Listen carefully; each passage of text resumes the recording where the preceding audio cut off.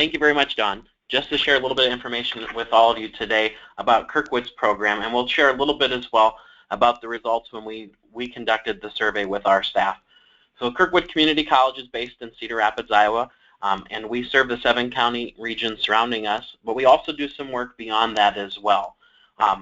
Kirkwood has had a correspondence program for high school transfer credit classes since the early 1970s. In the early 2000s, we expanded that program into online educational classes, and in 2007, we ramped up our course offerings as well. We serve somewhere between 750 and 1,000 enrollments annually, and those are students from across the state of Iowa.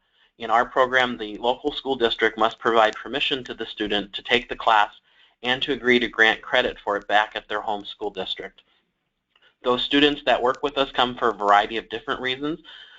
Some are taking classes for credit recovery purposes, others are taking classes for credit advancement, and still others have a schedule conflict or some other need to be able to take a class in an online format. We hire 18 part-time course facilitators. All of these individuals, as I said, work on a part-time basis. We have one full-time instructor coordinator who helps assist with the program.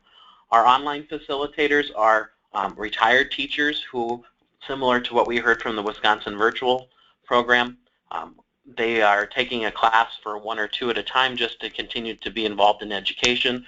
We have other teachers, though, that will do this and teach full-time on a day-to-day basis in a regular K-12 school and then work with this on the side for us as well. We offer over 40 semester-length courses.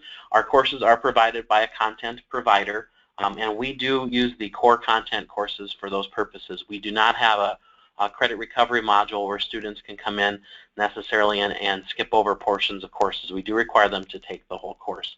So as mentioned earlier, we were involved in the development of the survey. So we looked at the questions that should be provided and then gave feedback and input based on those. We administered the survey in the fall of 2014 and had 17 of our teachers respond to the survey. So we almost had all of our instructors respond. If you could advance to the next slide, please. So similar to what we saw with Wisconsin Virtual Schools programming, as you can see here, most of our teachers also receive their PD while teaching online.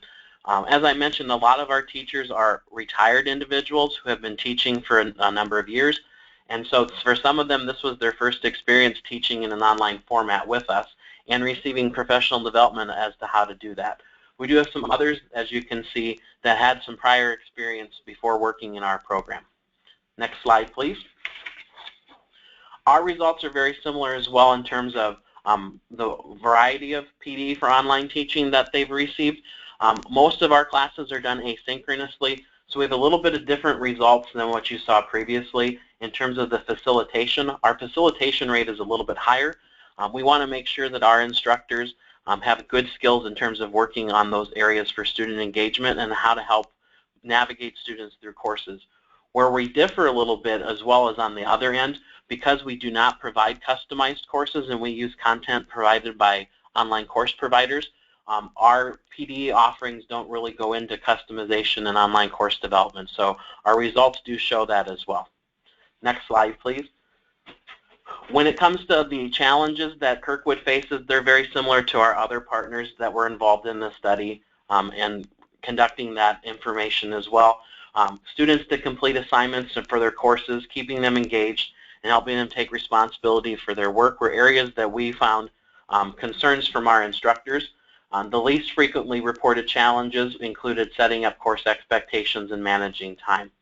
So we've worked with our instructors as a result of this, the results of the study that we have, to take a little bit more look at how can we make our courses more engaging, how can we make sure that there are milestones that our facilitators are achieving with our students in terms of making contact with them. We've had some policies set up in the past, but we've looked at those policies and done some review, provided them with some additional opportunities as to how to make engaging, such as things like online office hours for those students, and also provide them with some additional tools in those areas.